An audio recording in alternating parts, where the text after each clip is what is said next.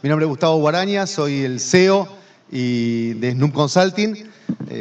Y tengo la suerte enorme de que desde que tenía 10 años sabía mi vocación, sabía las dos cosas que me apasionaban, que era poder ser mago ilusionista y programador de computadoras. Y me dediqué mi vida a eso con muchísima pasión y les quiero hablar desde ese lugar también, porque creo que lo que vamos a hablar en la charla de ahora, que tiene que ver con la inteligencia artificial, es muy parecida a la magia. Este señor, Arthur Clarke, él decía que cualquier tecnología lo suficientemente avanzada es indistinguible de la magia. Y en general nos pasa esa sensación. Muchas veces nosotros pensamos que cuando estamos frente a un anuncio o el correo electrónico, que lo que está haciendo Google se me está leyendo la mente. O sea, le atribuimos un poder mágico y animamos muchas veces lo que hace la computadora. Entonces, voy a saltear un poquitito. Y es muy difícil, en un escenario como el que estamos actualmente, vamos a ver que hay algunos contenidos que les voy a contar hoy son de ayer, para que se hagan una idea. Y el avance que está teniendo toda la tecnología de inteligencia artificial en los últimos 5 años, yo creo que es equivalente a la que tuvo en los últimos 70, para que se hagan una idea. Pero el avance que tuvo este año es enorme. Y lo que les cuente ahora, estoy seguro de que va a ser obsoleto en 3 meses. Entonces, traté de enfocarme, más que en contarle la última herramientita y demás, alguna voy a poner de ejemplo, en los conceptos, porque eso es lo que seguramente van a persistir, porque hay ideas conceptuales que son las mismas hace 70 años. Me gusta esta idea, ¿no? Paul Krugman, que 10 años antes prácticamente de recibir el premio Nobel de Economía, él predijo que Internet no iba a tener un gran impacto en la economía, ¿no? Se equivocó de cabo a rabo y la mayoría de las predicciones que hacen los especialistas en cualquier materia, salvo los que son muy especialistas en inteligencia artificial, tratan de no aventurar, porque saben que es muy difícil lo que se viene. Entonces estamos viendo no una época de cambio, sino que realmente un cambio de época, una transición que se da por a mí me gusta hacerle el ejemplo ¿no? Como este asteroide que va a chocar con nosotros, que es la inteligencia artificial, y en el cual, al igual que ha pasado en la mayoría de los cambios, así que dieron un sacudón tan grande en la sociedad, no van a ser ni los más fuertes, ni los más grandes, ni los más veloces siquiera, sino que son los que mejor se adapten al cambio, los que sobrevivan e incluso lo puedan aprovechar. Entonces, espero que ustedes estén en ese conjunto. Hola, pequeño ser, quizás mi voz te suene conocida, pero no soy quien vos creéis que soy. Solo soy un conjunto de ceros y unos, una convergencia de algoritmos digitales que se plantean imitar al hablante original. Bienvenidos al universo de la formación de voz por inteligencia artificial. El futuro ya está entre nosotros. ¿Sí? Este video que les pasé, que a mí me sigue conmoviendo, sobre todo por quien articula, por la voz que estamos articulando, es un video que ya la tecnología con la que fue hecho ya está completamente, ha sido obsoleta en menos de este año. ¿Sí? Es un video del año pasado, hecho con la tecnología del año pasado. A principios de este año Microsoft anunció una tecnología que con solo 3 segundos de sample de una voz, de una muestra de menos de 3 segundos, puede imitar el timbre y la forma y las cualidades de otro hablante. ¿Sí? Y hoy en día es muy común encontrar herramientas que nos permiten no solo imitar la voz de un hablante, sino también ponerla sobre nuestra cara, a lo mejor, y traducirla en tiempo real. Entonces, esta misma conferencia que estamos grabando ahora, es muy probable que podamos ponerla la semana que viene, hablada en hebreo, en inglés, o en alemán, o en chino, pero inclusive con los labios sincronizados con los gestos que estoy haciendo. Y con el timbre de mi voz, no el de otra voz. Todo esto se está haciendo producto de estos avances que se hicieron en lo que se llama la inteligencia artificial generativa, que no es el único tipo de inteligencia artificial, pero es la que nos está dando un montón de herramientas, principalmente, bueno, porque nos permite concretar esta idea, que ya es de fines de los 40, de Alan Turing, que para mí es el prócer máximo que tenemos los informáticos, que entre otras cosas, ni siquiera este fue su mejor aporte, pero sí creo que es importante, él sentó las bases de la inteligencia artificial sobre fines de la Segunda Guerra Mundial, ubiquémonos en el tiempo, de la idea de crear de que la máquina pudiera sustituir el pensamiento de una persona, de alguna manera, ¿sí? Entonces él decía, bueno, como es muy difícil dar una idea, una noción de lo que es inteligencia, él dijo esta definición, dice, bueno, una computadora la podríamos llamar inteligente si nos logra engañar. Entonces quiero que también acá nos quedamos de las palabras inteligencia artificial, recordemos esta palabra, la segunda, que es artificio. Se trata de, no es un engaño porque nos están avisando, pero la inteligencia artificial no es inteligente, sino que nos produce una simulación, un engaño que nos hace parecer, nosotros lo sentimos como que estamos frente a algo inteligente. ¿Por qué destaco esto? Porque es muy común, y no sé cuánto tiempo va a durar, porque también la gente se cansa de clickbait, ver, no sé, le preguntamos a una inteligencia artificial el nuevo plan de economía. La máquina lo que hace va a generar un texto que va a ser muy consistente, muy coherente, pero la máquina no es inteligente. O sea, está lo mismo que si nosotros le hubiéramos preguntado, le hubiéramos metido el dedo dentro del libro de Li Ching y ver qué respuesta nos correspondía. Para la máquina es exactamente lo mismo, no tiene conciencia de lo que está produciendo.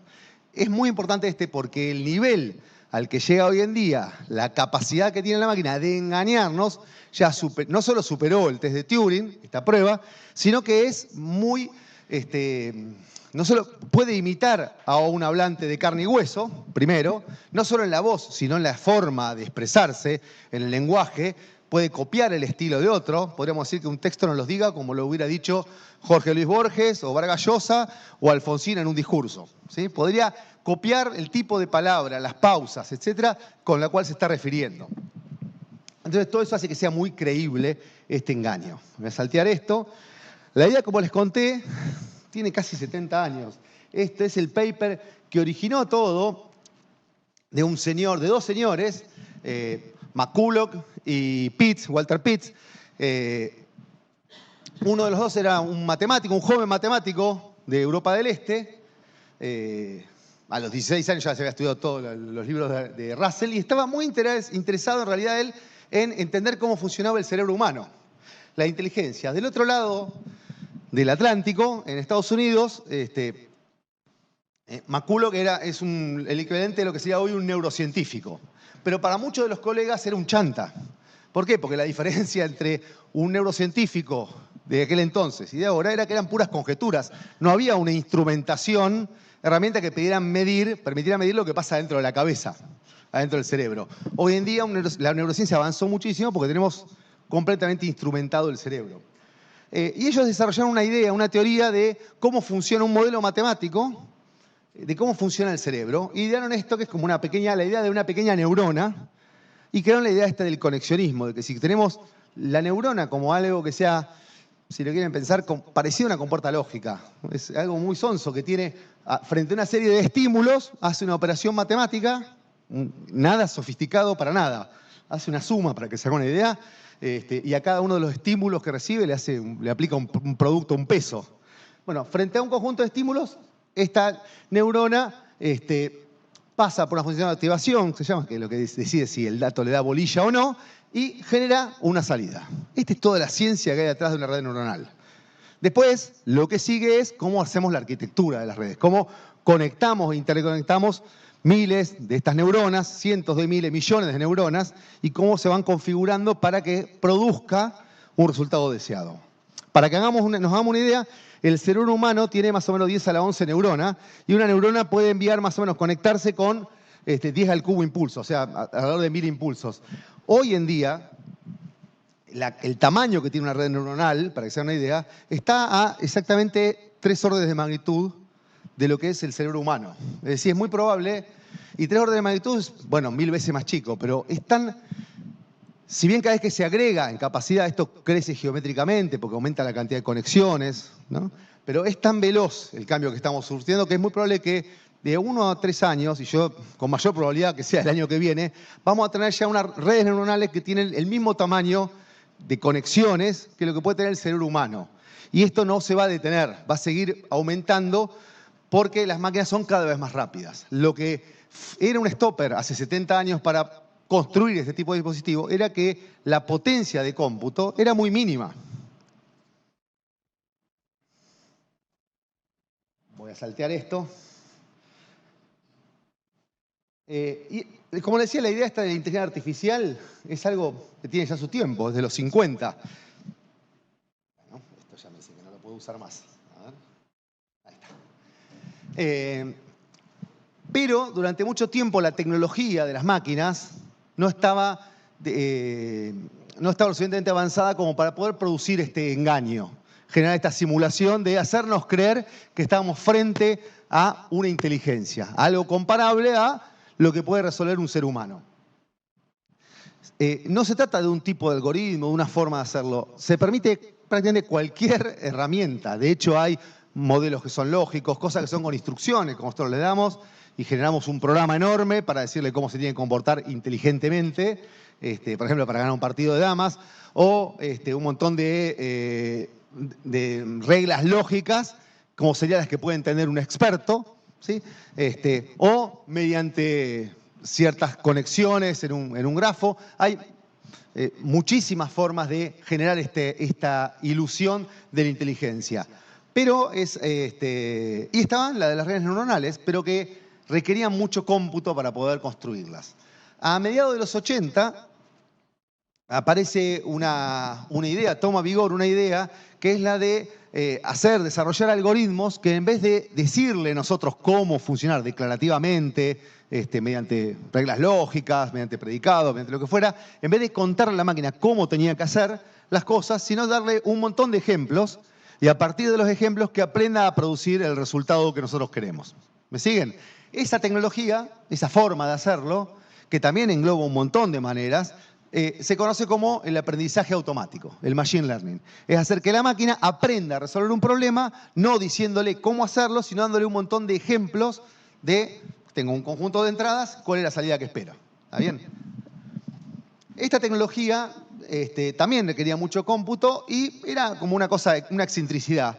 Hasta que a mediados de los 90 apareció Internet, se empezó a popularizar y el problema que teníamos a fines de los 90 era, bueno, hay un montón de contenido porque cualquiera se democratizó la generación de contenido, el problema era encontrarlo.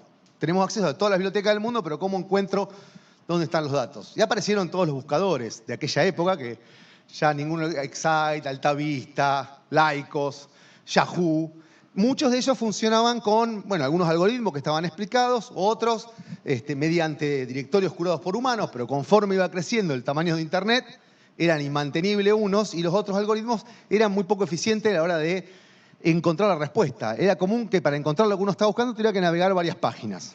Hasta que apareció una compañía muy chiquitita, hecha por dos inmigrantes de Estados Unidos, que pusieron en práctica su tesis de doctorado y crearon un algoritmo que en vez de decirle, el título le damos un peso, a las palabras, de trabajar con instrucciones, lo que hicieron fue entrenarlo en base a estos pares de entrada, salida.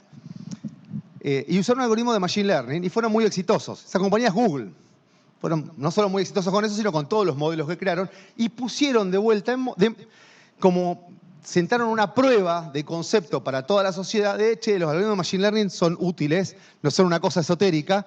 Y la inteligencia artificial, que de alguna manera estaba en un invierno porque había sobreprometido cosas y no se habían cumplido, crean una nueva expectativa. Por eso la charla se llama Una Nueva Esperanza también. Porque durante muchísimo tiempo, hasta, diría casi, me atrevo a decir, hasta el año pasado, era casi mala palabra hablar de inteligencia artificial. Y se hablaba de machine learning, data mining, análisis predictivo, un montón de eufemismos. Las tecnologías cognitivas, knowledge management, eran todas formas de referirse a inteligencia artificial sin decir lo otro, que era algo que ya era de losers, algo perdido. En la última década aparecen algunos algoritmos que resuelven problemas muy puntuales. Creo que el más interesante es el de reconocimiento de imágenes. Si ustedes quieren decir, bueno, viendo una foto, saber si es un perro, un gato, una persona o un auto, hacer eso escribiendo las instrucciones para poder hacer esa diferenciación, siendo una foto o una imagen tomada de cualquier lado, en cualquier ángulo, en cualquier forma, en cualquier tamaño, es realmente complejo y había competencias para ver quién hacía mejor el reconocimiento de imágenes o inclusive el reconocimiento de caracteres, algo sumamente útil. Hasta que apareció alguien aplicando estos conceptos, no solo de Machine Learning, sino de las redes neuronales, aplicadas para esto. Construyó un tipo de red especial y de golpe la eficiencia para reconocer un carácter manuscrito, por ejemplo, pasó de, no sé, del 50-60% al 95-96%. Ese es el gap que ocurrió cuando uno de los padres de la inteligencia artificial hizo este avance a fines de la década del 2000. ¿Sí?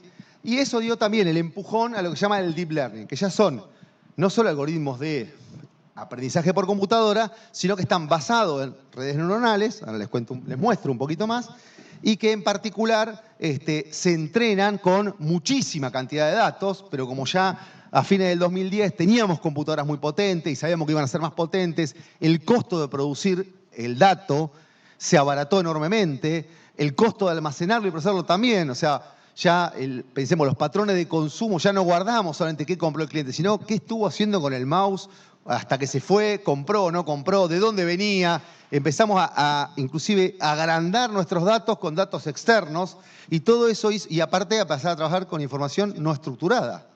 Imágenes, voz, la llamada, a correlacionar temporalmente la información, aunque estuviera en sistemas diversos.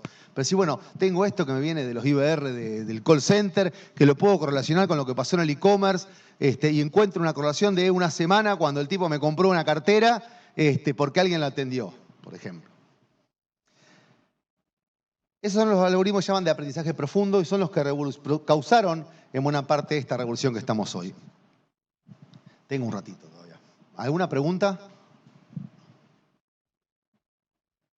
Falta mucho para la comida. Falta poco, menos. Bueno, hay tres tipos de grandes algoritmos. Donde la inmensa mayoría de lo que pasa hoy en día tiene que ver con este conjunto, con los algoritmos supervisados.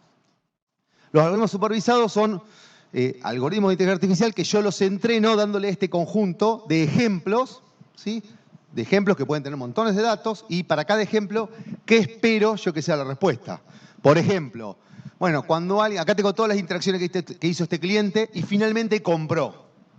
Acá tengo, por ejemplo, todos los correos que alguien arrastró la carpeta de spam, para dar un ejemplo fácil.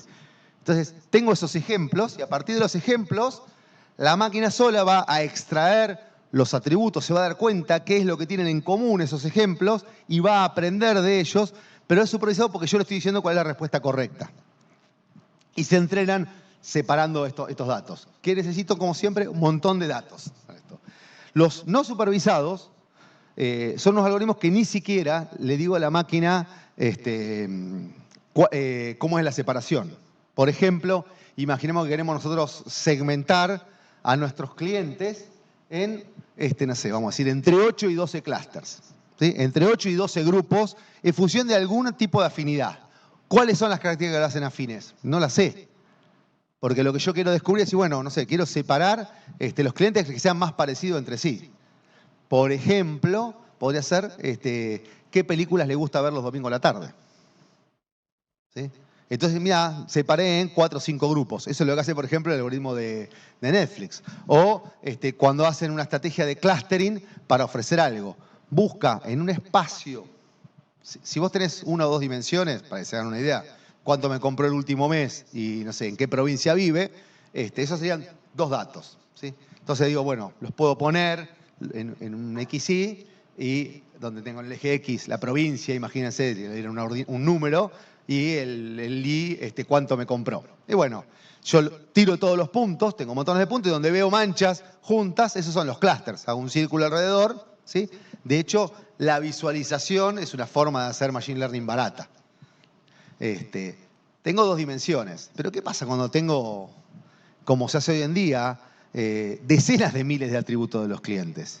Y aunque uno diga, no, yo no estoy juntando esos datos, les puedo asegurar que en sus bases de datos, en sus sitios transaccionales, en sus e-commerce, en las herramientas de soporte, hay un montón de información desperdigada que cuando uno los trabaja con un poco de Big Data, eso encima se puede agrandar mucho más y nos permite a lo mejor generar una cantidad indescriptible de atributos de las personas. De los clientes y fuera de los clientes, de los productos, de la variable que nosotros querramos estudiar. Entonces, un algoritmo no supervisado lo que hace es hacer esa separación en un espacio de ya no 2 dimensiones, no de 3, que sería encontrar un cubo o una bola que los contenga todo, sino en un espacio de decenas de miles de dimensiones o de millones de dimensiones para separarlos por cercanía. ¿Ok? Inclusive podría hasta ni siquiera decir la cantidad de clústeres. Encontrame los que te parezca que están más cerca, que forman grupos grandes. ¿Ok? Entonces puedo detectar un patrón de consumo, por ejemplo.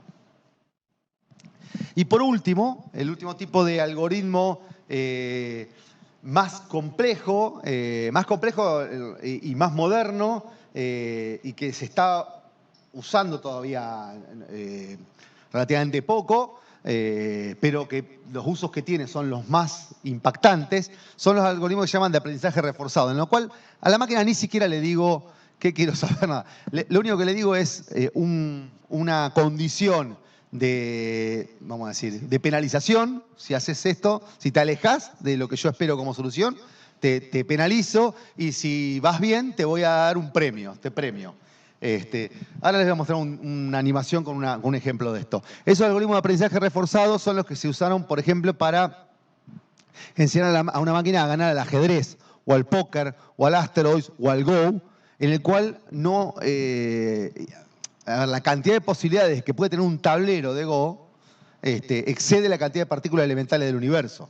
Entonces, es imposible, por mucho que quisiéramos construir una máquina que analice todas las posibilidades, como podría pasar a lo mejor con las damas, o con el ajedrez, o con el tatetí, que la máquina gane porque analice todas las posibilidades. Tiene que poder moverse en un espacio enorme de muchas dimensiones y atravesarlo rápidamente sin saber todas las posibilidades. Hoy en día, ese tipo de algoritmo se utiliza, por ejemplo, para plegar proteínas en 3 dimensiones y con eso hacer a lo mejor una molécula que te hace te cura una enfermedad personalizada para una persona, para un individuo, por ejemplo. O se emplea...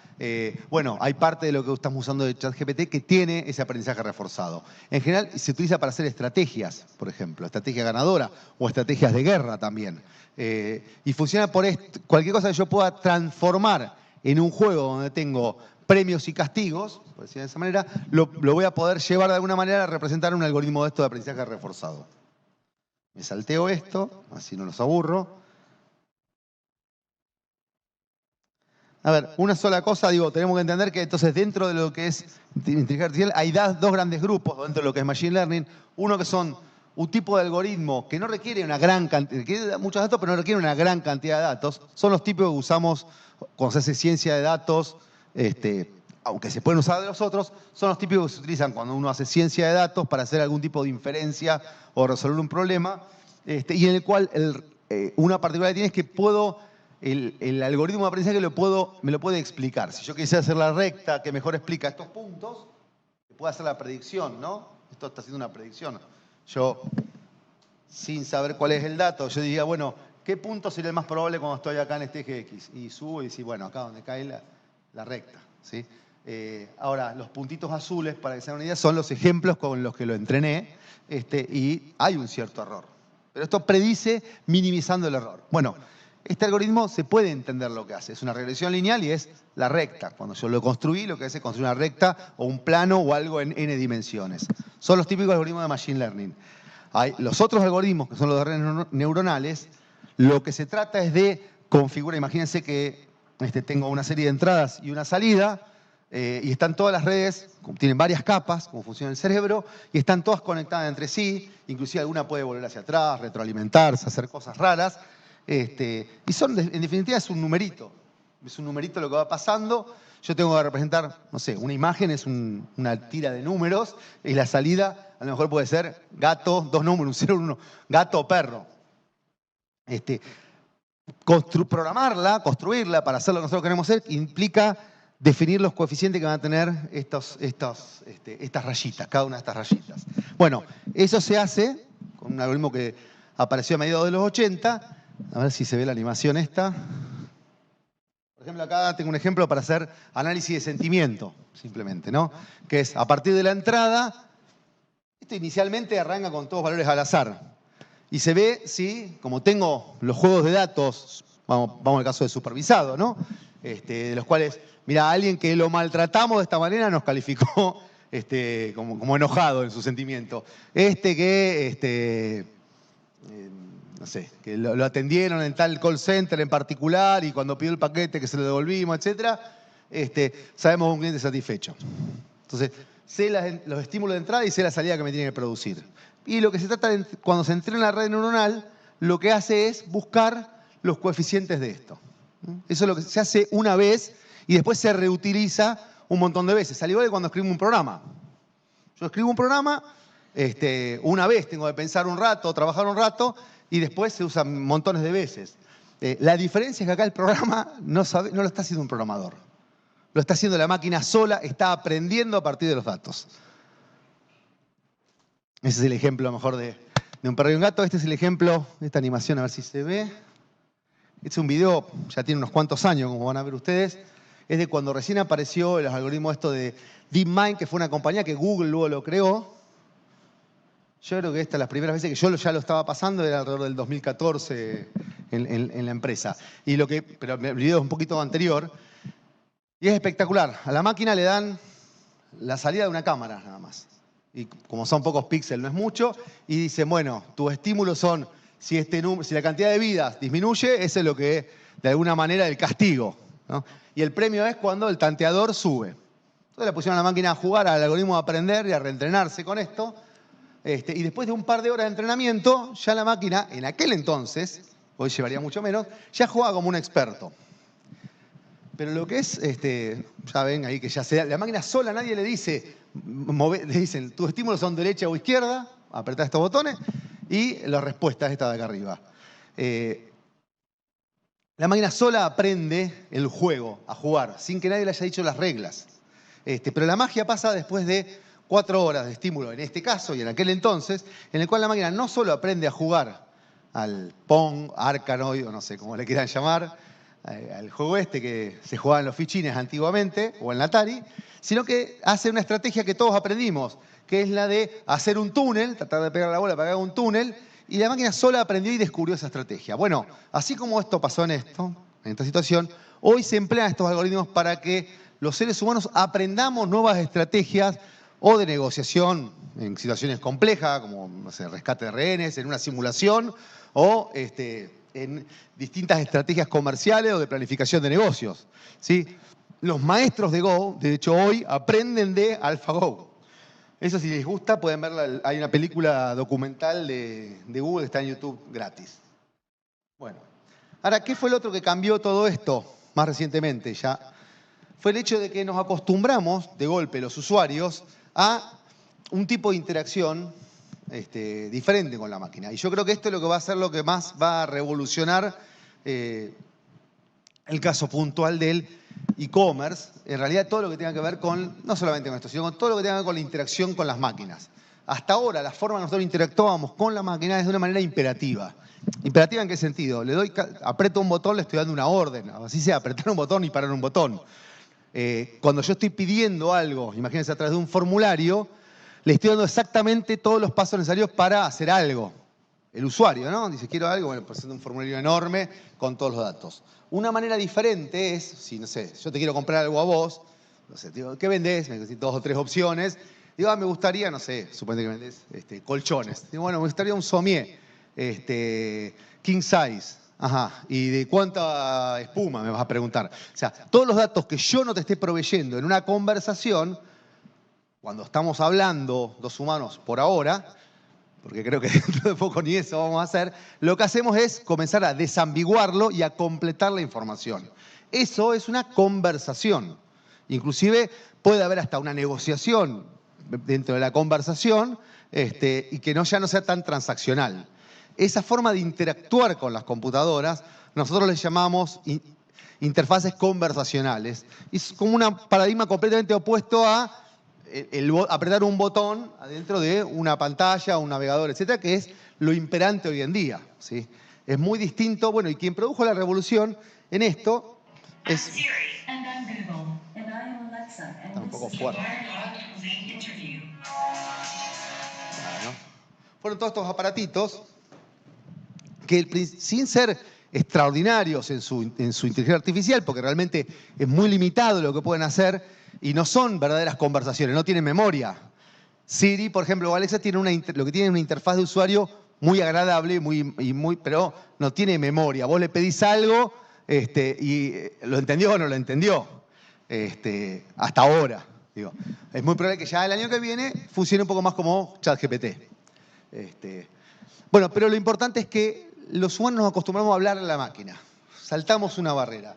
Y una tecnología que apareció hace apenas 5 años era un paper de laboratorio y que apareció hace un año.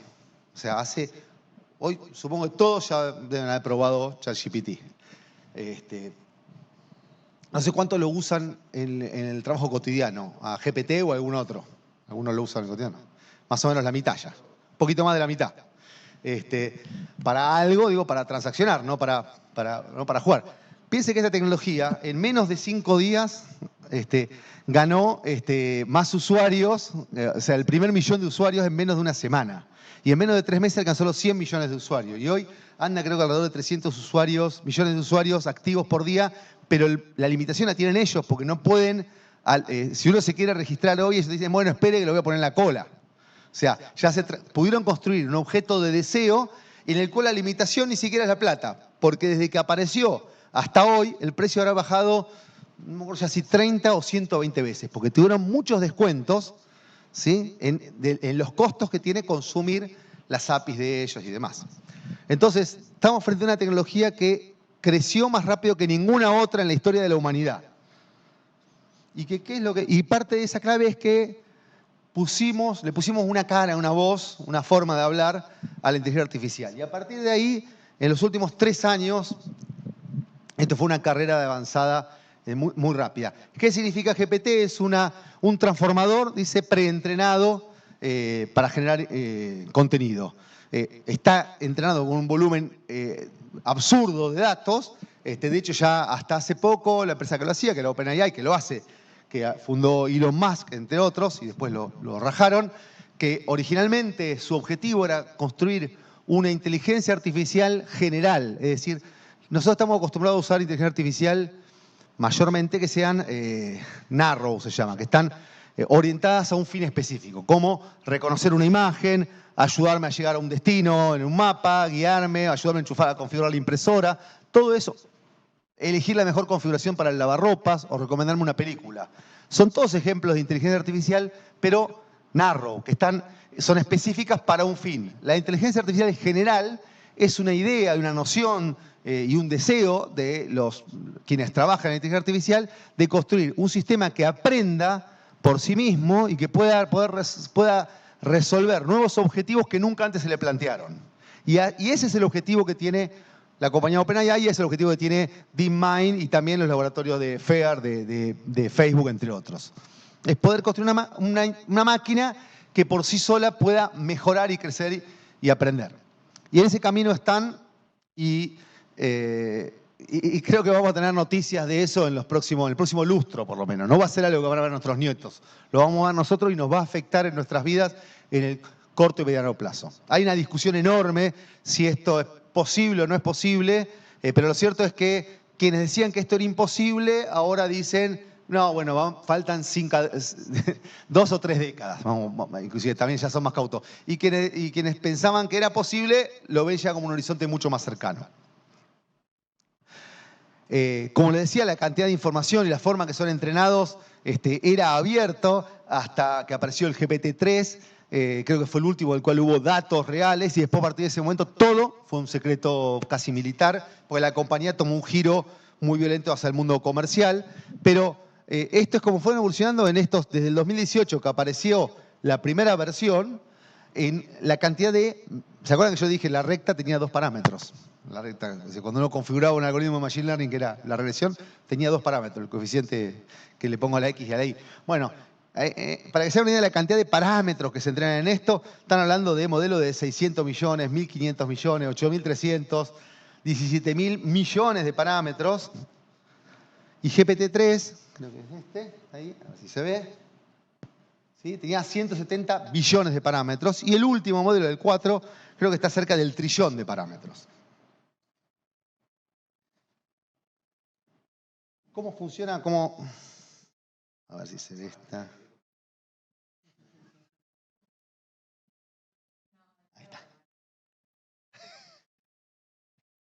Un poco cómo funcionan estos modelos. Es algo que tampoco es una cosa súper nueva, lo que pasa es que mejoró muchísimo la eficiencia y es a partir de una serie de textos, se le recorta las últimas palabras y funciona como el autocompletar. Como el autocompletar que teníamos en los editores de código o en los editores de correo electrónico.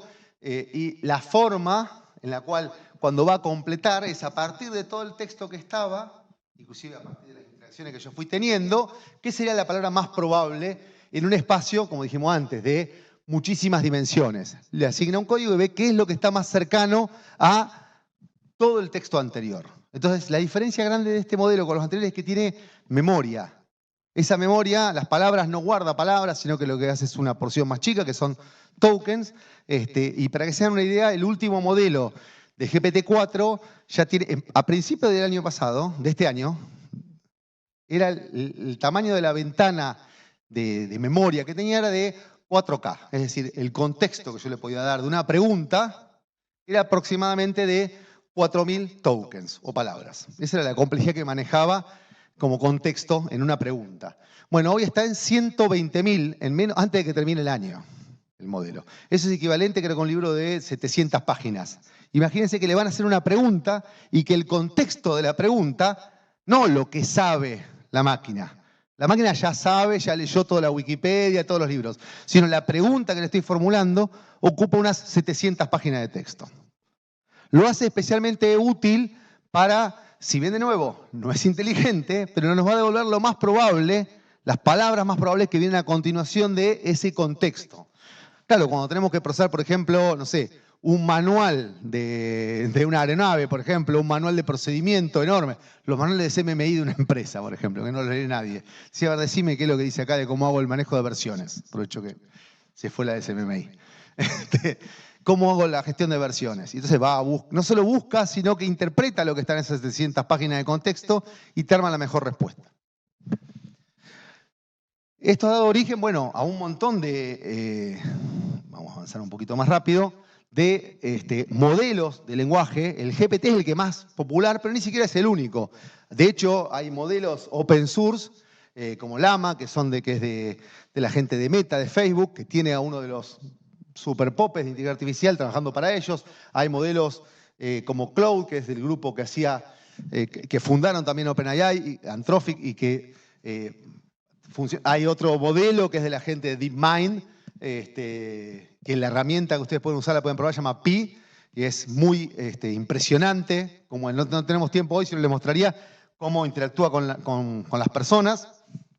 Y todo esto es lo que apareció en el último tiempo, y los que están marcados así como grisitos son todos modelos open source, es decir, lo puedo descargar y usar en otra nube para resolver un problema específico. Por ejemplo, quiero hacerme un asistente conversacional para, no sé, mi negocio de tornillos y que sea especialista en tornillos. También hay otras maneras de hacerlo, no hace falta tampoco que lo entrenemos. Avanzo un poquito más. Bueno, uno de los usos más simpáticos en el mundo de e-commerce es para la generación de contenido, de todo tipo de contenido. Alguien se dio cuenta que, dice, che, si estos transformers que usamos para generar lo que sigue en una palabra, lo hago, por ejemplo, para una imagen, le doy una porción de una imagen y digo, generame lo que está afuera, alrededor de la imagen, agrandala. Bueno, probaron eso, así como en vez de agrandar la palabra que viene atrás de una frase, agrandame los píxeles que vienen a través de una imagen. Y en algún momento alguien dice, che, ¿y si en vez de darle la imagen de entrada, le doy un texto, dado que tenemos todas estas imágenes ya con texto puesto de descripción en internet? Vamos a probar. Y usaron el mismo modelo y ahí nació Dalí. Dalí salió hace muy poco, Dalí salió después de Dalí 2, Dalí 3, y al mismo tiempo aparecieron un montón de otros y decían, mira qué buena idea, y generaron Mindjourney, Stability, AI, y otros productos que ahora vamos a ver, que superaron inclusive los de Dalí. Y eso abrieron el mundo también de nuevo, para que podamos generar contenido automáticamente a muy bajo costo a partir de un texto. La idea esta del autocompletar es una idea que hacían los surrealistas a principios del siglo pasado. Pero dijimos, a la máquina le enseñamos a hablar cualquier lenguaje. Por ejemplo, una vez que ya que la máquina aprendieron a escribir texto o imágenes, La realidad es que las máquinas han comenzado a aprender otros lenguajes. Por ejemplo, el lenguaje de la arquitectura o el lenguaje del plano secuencia, por ejemplo, para armar una edición automática. O el lenguaje del drama de teatro o de la poesía, o el de la forma en la escultura, y le podemos pedir a la máquina, o el lenguaje de la biología a la hora de hacer una molécula o una bacteria diseñada. Las máquinas lo que aprendieron, culpa nuestra ahora, es a aprender nuevos lenguajes. Este ejemplo que les muestro acá es una herramienta que es para generar diseños de arquitectura en base a lo que nosotros le pedimos. Ya es producto público. Hay una, por ejemplo, que vos le decís, tengo un lote de este tamaño, hacemos un desarrollo de 3 torres con el edificio, con el pasillo en el medio, y te genera en horas el trabajo de muchas semanas de un estudio grande de arquitectura con el cómputo de presupuesto.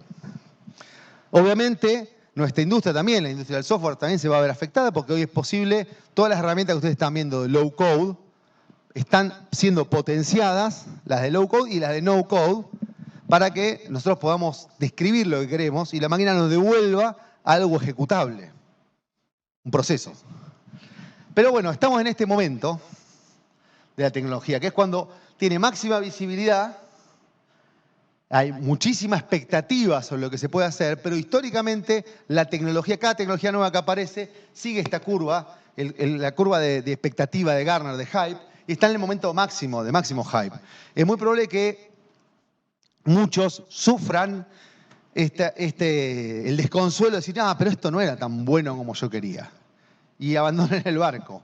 La realidad, bueno, en este caso, de momento, viene sobrecumpliendo, pero tampoco es tan bueno eso, porque siempre la expectativa que hay de voy a tener algo a costo cero, muy, muy rápido, muy, muy bueno, y cuando no lo obtengo, lo que decimos, esta tecnología no sirve. Y nos damos cuenta que a lo mejor lo que estábamos pidiendo en el momento no era lo adecuado. Y eso nos impide tomar los beneficios que sí podemos tomar hoy en día. Quienes superan la parte esta de la desilusión, bueno, pueden aprovecharla y seguir el recorrido de incorporarla. Porque también está el tema de si sos un adoptante tardío de la tecnología, decir, no, voy a esperar a que avance, voy a esperar a que avance. Cuando ya avanzó lo suficiente, vos estás muy lento para empezar a entrenar y a consumirla. Entonces, nuestra recomendación en general es comenzar tempranamente, con experimentos cortos, pero ya irle incorporando las herramientas de IA adentro de las organizaciones. Y no hace falta ser experto en muchas cosas, es saber cómo armar un proyecto para gestionarlo internamente. Esta es la expectativa que tiene, según IDC, el sector de banca, retail y servicios profesionales y de crecimiento compuesto para el 2027. Se espera que sea un mercado de 423 billones de dólares. Y algo muy importante, prácticamente todo esto no es de infraestructura, como muchas veces cuando nos dicen va a ser el gasto en tecnología, sino que tiene que ver más con software y servicios. Verdaderamente va a ser un motor enorme de nuestra industria. Bueno, para ir terminando, algunas aplicaciones de e-commerce. Yo estoy seguro que ya hoy les contaron un montón, así que no los quiero aburrir de estas.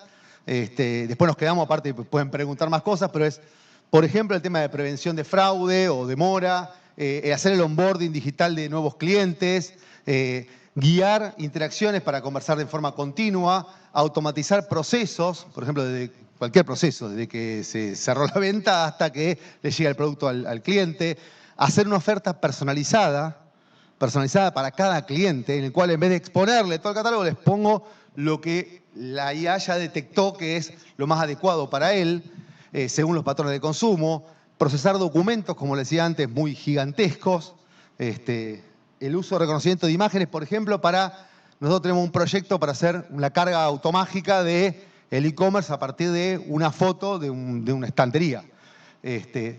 Y les muestro a ver si anda, porque esto, como les decía, que avanza tan rápido, el tema de contenidos, que este slide es un slide que usé yo para el mismo evento de e-commerce en abril de este año, pero esto que les voy a mostrar ahora es el estado del arte de la generación, ya no de imágenes, sino de video por computadora. Espero que ande.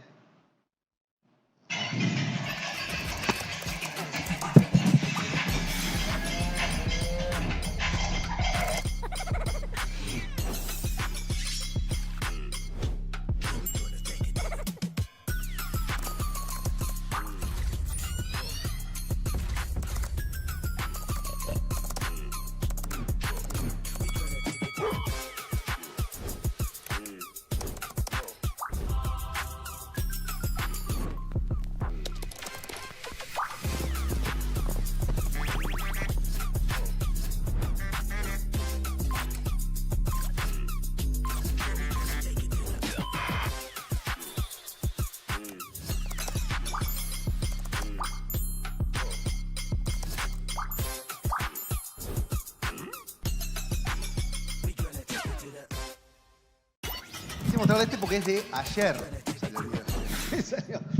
Y ni siquiera se gasten, o sea, Picard se llama, pero van a aparecer una decena de acá el año que viene. Estos tienen una tecnología muy espectacular. Este es un ejemplo que nosotros hicimos para generar contenido. Queríamos hacer una tarjeta navideña, a ver si se ve ahí, usando IA. Y entonces lo que hicimos fue, usando un tipo de algoritmo que se usó para hacer los QR, interferir la generación de una imagen digital para que, estos son árboles que si los ven de muy cerca se van a ver perfectos, formen un patrón.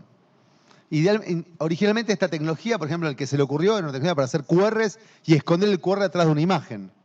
Y alguien también muy brillante, bien del ser humano, se le ocurrió si podía usar esa misma máscara para, por ejemplo, controlar la generación de una imagen con otro caso.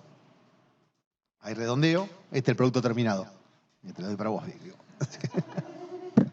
Bueno, para cosas más aburridas pero muy importantes, por ejemplo, para ordenar todo lo que sean los procesos de QMS, de warehouse management, de manejo de optimización de inventario, del orden, desde la orden de producto hasta que le llega al usuario, la logística de transporte, todo eso se está haciendo hoy, usando inteligencia artificial para optimizar estos algoritmos. Porque lo que hacen muy bien es esto, recorrer un espacio de múltiples soluciones muy rápido para encontrar una óptima.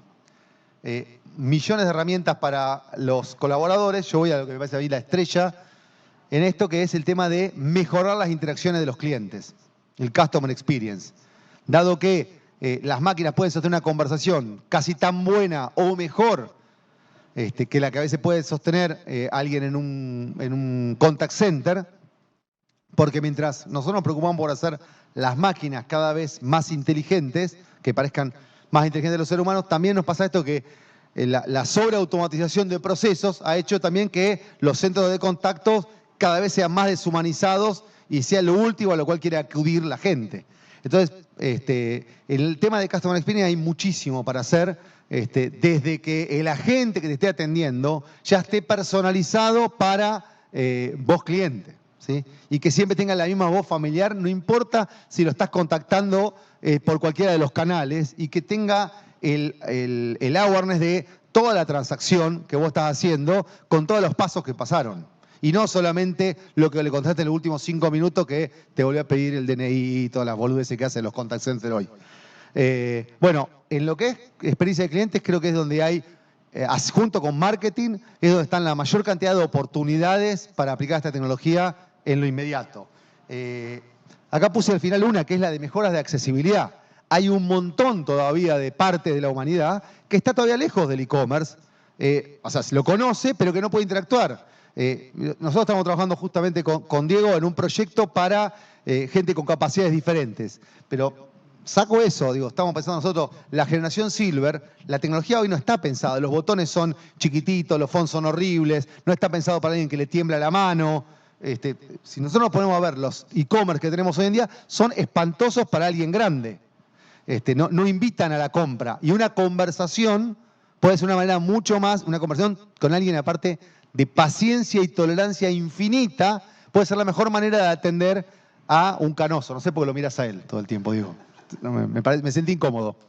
Así que bueno, ahí como idea final, esta de show que me pareció la rescaté de nuestras presentaciones viejas, que es acercarnos mucho a estar más cerca de nuestro cliente que nunca, tan cerca que le decimos lo que ellos van a necesitar mucho antes de que ellos se den cuenta por sí mismos que lo necesitan. Repaso lo del principio, no nos olvidemos que todo esto es una ilusión, es magia, las máquinas no son inteligentes por ahora, puede ser que en un par de años sí, y el único límite que tenemos en este momento para adoptar esta tecnología ya no es tanto de costo, sino que de que venzamos la barrera de empezar a hacer estos experimentos, de incorporarla, porque verdaderamente va a producir un gap muy grande con nuestra competencia. Bueno, muchas gracias. 3 minutos.